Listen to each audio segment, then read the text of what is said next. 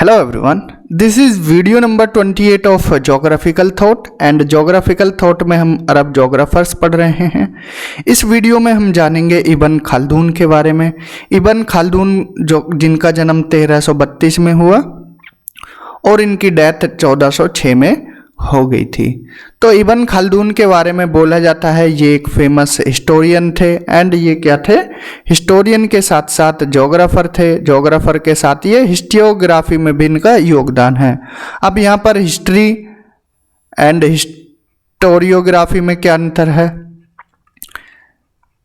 सीधी सी बात है। देखिए हिस्ट्री में हम क्या पढ़ते हैं, स्टडी ऑफ इवेंट्स, जो पुराने इवेंट्स गुजर गए हैं उनके बारे में पढ़ना, ये हिस्ट्री कहलाता है। लेकिन जो हिस्टोरियोग्राफी में वो चीज़ें पढ़ते हैं जो किसी की राइटिंग्स हैं उनके बारे में, यहाँ पर लिखी हुई चीज़ों के। हिस्ट्री में यहाँ पर कोई और प्रमाण मिलेगा, जैसे आपको रोक मिल गए या फिर आप खुदाई से कोई चीज़ें पता की, तो वो ओवरऑल हिस्ट्री में आ जाएंगे। लेकिन हिस्टोरियोग्राफी में किसी की राइटिंग्स को हम पढ़ते हैं। तो ये सोशोलॉजी में भी इनका योगदान है, इकोनॉमिक्स में भी, और इनकी एक फेमस बुक है मुकद्दिमा। तो ये इम्पोर्टेंट है, ये याद रखना है। इनका जन्म कहाँ हुआ, टूनीसिया में। ये जन्म का कंट्री एंड इनकी बुक कौन सी है, ये दो चीज़ें याद रखनी है। उन्होंने अपनी बुक मुकद्दिमा में 6 सेक्शंस के बारे में बताया। वो 6 सेक्शंस में क्या क्या बताया, सिविलाइजेशन, ज्योग्राफी एंड एंथ्रोपोलॉजी के बारे में, कि उस टाइम पर समाज कैसा था, उस टाइम की ज्योग्राफी कैसी थी एंड लोगों का रहने का तरीका कैसा था। देन इसके बाद इस सेकंड सेक्शन में उन्होंने बताया discussion of nomadic culture and comparison किया सेडेंटरी कल्चर से। देखिए एक होते हैं घुमंतु लोग, नोमैडिक कल्चर मतलब जो घुमंतु लोग होते हैं, और एक होते हैं सेडेंटरी कल्चर। सेडेंटरी का मतलब आप और हम एक जगह क्या है, टिक कर रहते हैं, यहाँ पर स्टे करते हैं, एक जगह पर टिके हुए रहते हैं, तो इसको बोलते हैं सेडेंटरी कल्चर। तो उन्होंने क्या है, घुमंतु कल्चर को सेडेंटरी कल्चर के साथ यहाँ पर कंपैरिजन किया, और इन दोनों में कंपैरिजन में फिर क्या है, यहाँ पर जो कोज एंड कंक्लूजन्स हैं वो सब बताए इन्होंने। देन थर्ड पार्ट में डायनेस्टीज के बारे में बताया, उस टाइम पर जो डायनेस्टीज थी या किंगडम्स थे उनके बारे में। फोर्थ विलेज और सिटी की लाइफ को कंपेयर किया इन्होंने, और यह भी बताया कि सिटी कैसे ऑर्गेनाइज होनी चाहिए। देन इसके बाद प्रोफेशंस के बारे में बताया कि जीने का तरीका लोगों का कैसा है और उनका काम करने का तरीका है, प्रोफेशन क्या है उनका, इन सब के बारे में। देन 6th सेक्शन में उन्होंने साइंस के क्लासिफिकेशन के बारे में बताया था। तो इब्न खालदून, इनका जन्म टूनीसिया में, इनकी बुक मुकद्दिमा में 6 सेक्शंस के बारे में बताया। यहाँ से भी क्वेश्चन बन सकता है। पहले सेक्शन में इन्होंने सिविलाइजेशन, ज्योग्राफी एंड एंथ्रोपोलॉजी के बारे में बताया। सेकंड सेक्शन में इन्होंने nomadic culture and sedentary culture के बीच में कंपैरिजन दिखाया। थर्ड में इन्होंने डायनेस्टी एंड किंगडम के बारे में बताया। फोर्थ में इन्होंने village life and city life में कंपैरिजन किया। फिफ्थ पार्ट में इन्होंने जो लोगों का प्रोफेशन था उनके बारे में बताया कि जीवन जीने के तरीके, जीने के लिए वो क्या क्या काम करते हैं। एंड 6th में उन्होंने क्लासिफिकेशन ऑफ साइंस को क्लासिफाई करके बताया था। तो ये 6 सेक्शन है। तो मुकद्दिमा इनका स्टार्ट होता है इस डिस्कशन के साथ कि जो फिजिकल एनवायरनमेंट है उसका ह्यूमन की लाइफ पर क्या प्रभाव पड़ता है। देखिए मैन की जगह अगर ह्यूमन लिखेंगे तो वो अच्छा रहेगा, क्योंकि इसमें मेल एंड फीमेल दोनों की बातें हो जाती हैं। अगर मैन लिखेंगे तो ऐसा लगता है कि सिर्फ मेल के बारे में ही बात हो रही है। तो यहाँ पर मुकद्दिमा में उन्होंने डिस्कशन स्टार्ट किया कि फिजिकल एनवायरनमेंट का ह्यूमन की लाइफ पर क्या इन्फ्लुएंस पड़ता है। इसके बाद इन्होंने डिस्कस किया वेरियस स्टेजेस को जो सोशल ऑर्गेनाइजेशन की, और इसमें इन्होंने बताया कि जो डेजर्ट, मरुस्थली एरिया के जो लोग रहते हैं, घुमंतु लोग रहते हैं, वो क्या हैं, प्योर हैं एंड प्रिमिटिव हैं। उन्होंने उनको प्योर बताया है कि वो प्योर हैं, जिन्होंने स्टार्ट किया था ये घूमना एक जगह से दूसरी जगह। क्यों घूमते थे? देखिए डेजर्ट एरिया में गर्मी ज़्यादा हो जाती है। अब यहाँ पर क्या है, एक जगह अगर जीने मतलब पानी की कमी हो गई या फिर खाने की कमी हो गई, डेजर्ट एरिया में आपको देखने को मिलेगा कि यहाँ पर मांसाहारी लोग होते हैं, क्योंकि यहाँ पर पेड़ पौधे तो उगते नहीं हैं, तो वो जानवरों का ही शिकार करके खाते हैं। तो इन्हीं चीज़ों को रिलीजन से रिलेट कर दिया गया, क्योंकि इस्लाम धर्म कहाँ पर, ये इस वाले अरब वाले एरिया में ज़्यादा है, और डेजर्ट एरिया में वेजिटेशन होता नहीं है, तो सीधी सी बात है खाने के लिए, जीवन यापन करने के लिए वो मांस का उपयोग करेंगे, इसीलिए लोग ये मांसाहारी पाए जाते हैं। तो वो जब एक जगह का खाना ख़त्म हो गया तो वो दूसरी जगह ट्रैवल करेंगे फिर, क्योंकि यहाँ पर तो ख़त्म हो गया, आप दूसरी जगह जाएंगे। तो उन्होंने इस तरह से बताया कि डेजर्ट के जो लोग होते हैं वो प्योर नोमैडिक होते हैं, और वो क्या है, मोस्ट प्रिमिटिव हैं, सबसे पुराने हैं। क्लियर? देन इन्होंने जो सेडेंट्री सिटी ड्वेलर्स हैं वो डिपेंडेंट होते हैं लग्जीरियस पर, या फिर मतलब वो मैटीरियलिस्टिक होते हैं, जो शहरी लोग होते हैं या एक जगह पर स्थायी होते हैं। उन्होंने जो नोमैड्स हैं उनको प्योर बताया, और डेजर्ट वाले जो नोमैड्स हैं उनको क्या है, प्रिमिटिव एंड प्योरेस्ट फॉर्म बताई। देन सेडेंट्री ड्वेलर्स को उन्होंने बताया जो शहर में रहते हैं कि वो मैटीरियलिस्टिक होते हैं, जो जैसे मान लो उपभोक्तावादी होते हैं, एक तरह से चीज़ों में ज़्यादा विश्वास रखते हैं। जैसे आज के टाइम में देखेंगे आईफोन होना चाहिए, और अच्छी से अच्छी वॉच होनी चाहिए, गाड़ी होनी चाहिए, तो वो लग्जीरियस पर डिपेंड होते हैं। तो ये उन्होंने इस टाइम पर बताया था इब्न खालदून ने। उन्होंने डिस्कस किया जो गवर्नमेंट की फॉर्म्स थी उनके बारे में, और जो डायनेस्टीज थी उनके बारे में भी बताया। देन इब्न खालदून को बेस्ट हिस्टोरियन और यहाँ पर प्रोटो सोशोलॉजिस्ट भी बोला जाता है। और इन्होंने क्या है यहाँ पर किसके बारे में बताया, इनको माना जाता है कि ये जो 14th सेंचुरी के अरब थिंकर्स में से एक थे। देन इनका फोकस किस पर रहा, यहाँ पर जो स्टेट की प्रोसेस थी उनके बारे में लिखा, और इसका फॉर्मेशन कैसे हुआ, डिक्लाइन कैसे होता था, इसके बारे में बताया। इन्होंने आइडियाज़ दिए किस पर, फिजिकल एनवायरनमेंट के, और फिजिकल एनवायरनमेंट का इम्पैक्ट क्या पड़ता है ह्यूमन की लाइफ पर, वही बताया इन्होंने।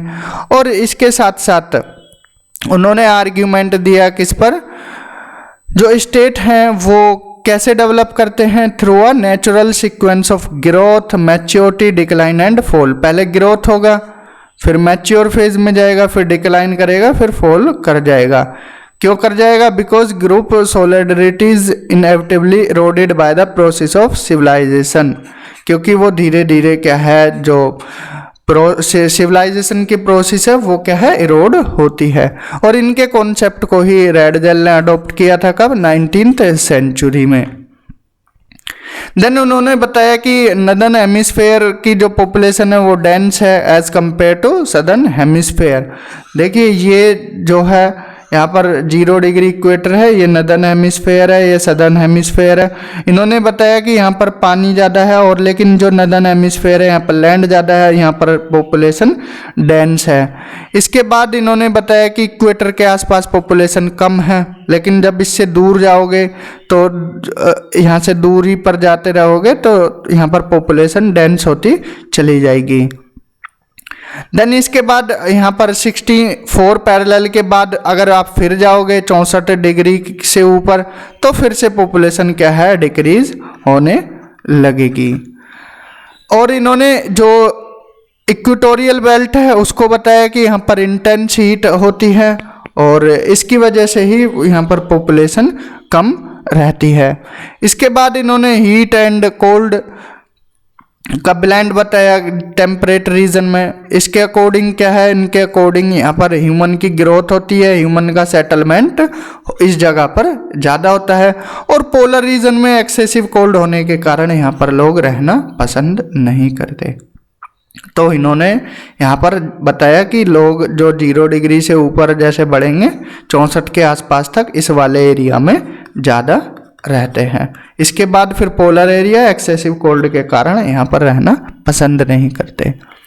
सेटलमेंट के ओरिजिन के बारे में उन्होंने बताया कि those who settle are attracted by the fertility of land at by the seas, मतलब उन्होंने बताया कि लोग वहाँ पर रहना ज़्यादा पसंद करेंगे जहाँ की लैंड कैसी होगी, फर्टाइल होगी, मतलब उपजाऊ भूमि होगी, एंड वहाँ पर पानी की व्यवस्था होगी, वाटर की अवेलेबिलिटी रहेगी, तो उन जगह पर रहना पसंद करते हैं। जैसे फॉर एग्जांपल आप इंडिया का ही एग्जांपल ले लीजिए, तो नदन वाले पार्ट में यहाँ पर UP, Bihar and Rajasthan, MP, ये पॉपुलेटेड स्टेट हैं। क्यों पॉपुलेटेड है? क्योंकि यहाँ पर क्या है, प्लेन एरिया है, उपजाऊ भूमि है, पानी की उपलब्धता ठीक है। अगर आप जाओगे यहाँ पर तेलंगाना का जो सूखा इलाका है, महाराष्ट्र का सूखा इलाका है, यहाँ पर लोग रहना पसंद नहीं करेंगे, या फिर डेजर्ट एरिया है तो पानी की अवेलेबिलिटी नहीं होगी और फर्टाइल लैंड नहीं होगी, वहाँ लोग रहना पसंद नहीं करते। देन इसके बाद इन्होंने क्या बताया कि सेटलमेंट धीरे धीरे बढ़ता है और टाइम के साथ साथ वो क्या है, शहर एक सिटी का रूप ले लेता है, क्योंकि इसमें क्या है, जो एक्टिविटीज़ हैं वो चेंज होने लग जाती हैं और धीरे धीरे सेटलमेंट किस में कन्वर्ट हो जाता है, एक सिटी में। तो the origin of all cities has always been these small settlement, पहले छोटे छोटे मतलब यहाँ पर सेटलमेंट रहेंगे, फिर वो क्या है, रूप ले लेगा किसका, बिग सिटी का। तो उन्होंने बताया कि बिग सिटी पहले क्या होती है, स्मॉल सेटलमेंट सी होती है। And he has try to explain various human activities with the help of environment, उन्होंने जो ह्यूमन की एक्टिविटीज़ थी उसको एनवायरमेंट के साथ ही रिलेट किया। अब आप देख लीजिए, अभी प्रेजेंट टाइम में कल्चर देख लीजिए, तो कल्चर भी किस पर डिपेंडेंट होता है, एनवायरनमेंट पर डिपेंडेंट होता है। जैसा कि हमने अभी उदाहरण दिया था डेजर्ट एरिया का, डेजर्ट एरिया में लोग कैसे रहते हैं, जो मांस खाते हैं, मांसाहारी होते हैं, क्योंकि वहाँ वेजिटेशन नहीं हो पाता। तो एनवायरनमेंट पर ही डिपेंड करती हैं ह्यूमन की एक्टिविटीज़, ह्यूमन का रहने का तरीका, ये सब चीज़ें एनवायरनमेंट पर ही डिपेंड करती हैं। उन्होंने अरब के नोमैड्स के बारे में भी एक्सप्लेन किया और निग्रोज के बारे में भी एक्सप्लेन किया था। मुकद्दिमा में उन्होंने और क्या डिस्कस किया, कॉमर्स के बारे में और क्राफ्ट्स के बारे में एंड साइंस के बारे में। फिजिकल ज्योग्राफी में उन्होंने एक्सेप्ट किया, he accepted the traditional zoning of climate running parallel to the equator, मतलब जो हमने पढ़ा था कि 3 पार्ट में होता है, टोरिड, टेम्परेट एंड फ्रीजिड, और यहाँ पर ये टोरिड जोन होता है, ये 0 से इधर, फिर इसके बाद क्या होता है, टेम्परेट होता है, फिर लास्ट में क्या होता है, फ्रीजिड जोन होता है। He stressed the fact that people who live close to the equator turn black, इन्होंने बताया कि जो लोग इक्वेटर के आसपास रहते हैं वो उनका रंग कैसा होता है, थोड़ा ब्लैकिश होता है, मतलब वो जो अफ्रीकन कंट्रीज़ में आपको देखने को मिलेंगे, जो ये नॉर्थ अफ्रीकन कंट्रीज़ हैं या इंडियन जो कि एक्सट्रीम साउथ में रहते हैं, इनका स्किन का कलर कैसा होता है, डार्क होता है। तो ये किसने बताने की कोशिश की थी, इब्न खालदून ने। तो ओवरऑल बात कुल मिलाकर यह है बोली उन्होंने, जो फिजिकल एनवायरनमेंट है वो इन्फ्लुएंस करता है लोगों के कैरेक्टर को, लोगों के एटीट्यूड को, उनके कल्चर को, उनके ट्रेडिशंस को। तो सीधी सिंपल बात यही है। देन इसके बाद इन्होंने यह भी बताया कि जो नोमैड हैं वो क्या है, लार्ज स्टेट बनाते हैं, but after a while the nomads were absorbed bye there permanently settled subject. तो जो घुमंतु लोग हैं उनके बारे में बताया। देखिए, जब जो घुमंतु लोग होते हैं वो अकेले अकेले नहीं जाते, एक ग्रुप में ही जाते हैं। अगर देखा होगा आपने, जो घुमंतु लोग होते हैं वो आज के टाइम में आपको कभी कहीं कहीं पर बंजारा लोग देखने को मिल जाते हैं। तो वो भी क्या है, ग्रुप में चलते हैं, फैमिली के साथ चलते हैं और उनका पूरा एक काफिला होता है। तो ओवरऑल इब्न खालदून को क्या है, कंसीडर किया जाता है फर्स्ट एनवायरमेंटल डिटर्मिनिस्ट। अगर क्वेश्चन आ जाए कि अरब जोग्राफर में एनवायरमेंटल डिटर्मिनिस्ट कौन थे, तो सीधा सा आंसर लगा देना आंख बंद करके, इब्न खाल्दून। क्योंकि इब्न खाल्दून ने फिजिकल एनवायरनमेंट को रिलेट किया था ह्यूमन के कल्चर के साथ कि इसका क्या इम्पैक्ट पड़ता है, और वो भी साइंटिफिक वे में चीज़ों को एक्सप्लेन करके बताया, उनके पीछे जो साइंटिफिक रीज़न है उसके बारे में बताया। तो दिस इज़ ऑल अबाउट इब्न खाल्दून। इब्न खाल्दून में हमने क्या पढ़ा एक बार देख लेते हैं। इनका जन्म टूनीशिया में हुआ। बुक मुकद्दिमा लिखी, मुकद्दिमा में 6 सेक्शंस में डिवाइड किया, एंड इसमें इन्होंने क्या है फिजिकल एनवायरनमेंट को रिलेट किया ह्यूमन के लिविंग स्टैंडर्ड के साथ, उनके कल्चर के साथ। देन उन्होंने यहाँ पर कंपैरिजन किया सेडेंटरी लोगों के बीच और नोमैड्स लोगों के बीच, एंड यहाँ पर बताया कि प्योरेस्ट फॉर्म जो ये नोमैड्स हैं उनकी कौन सी है, जो डेजर्ट वाले एरिया में रहते हैं, एंड इनके कॉन्सेप्ट को अडॉप्ट किया रेड जेल ने। रेड जेल के साथ फिर इन्होंने उसके बाद इन्होंने बताया नदर्न हेमिस्फेयर में डेंस पॉपुलेशन है और सदर्न हेमिस्फेयर में लेस पॉपुलेशन है। देन सेटलमेंट के बारे में बताया कि लोग रहना कहाँ पसंद करते हैं, पोलर एरिया में नहीं रहेंगे और इक्वेटोरियल रीजन के पास नहीं रहेंगे, इसके बीच वाले एरिया में रहेंगे। इसके बाद इन्होंने फिर यहाँ पर बताया कि इक्वेटोरियल एरिया के आसपास लोगों की स्किन डार्क होती है, एंड इसके और इसलिए इनको क्या है फर्स्ट एनवायरमेंटल डिटर्मिनिस्ट भी बोला जाता है। दिस इज़ ऑल अबाउट इब्न खाल्दून। यहाँ पर हमने अरब जोग्राफर्स कंप्लीट किए हैं, इब्न खाल्दून। तो यहाँ पर हमने जितने भी अरब जोग्राफर्स हैं इम्पोर्टेंट उनके बारे में पढ़ा है। नेक्स्ट वीडियो में अगर पॉसिबल हुआ तो इनका ओवरऑल एक रिवीजन करा देंगे कि सारे अरब जोग्राफर्स को एक ही वीडियो में। देन इसके बाद हम स्टार्ट करेंगे डिस्कवरीज एंड एक्सप्लोरेशंस। तो कोशिश करेंगे कि ये जो जोग्राफिकल थॉट वाला एरिया है वो जल्दी से जल्दी आपका कवर हो जाए। तो इस वीडियो में इतना ही। Thank you. अगर वीडियो अच्छा लगा है तो ज़्यादा से ज़्यादा शेयर कीजिए, चैनल को सब्सक्राइब कीजिए, कोई डाउट हो तो कमेंट कीजिए। मिलते हैं अगले वीडियो में। Till then bye, have a good day.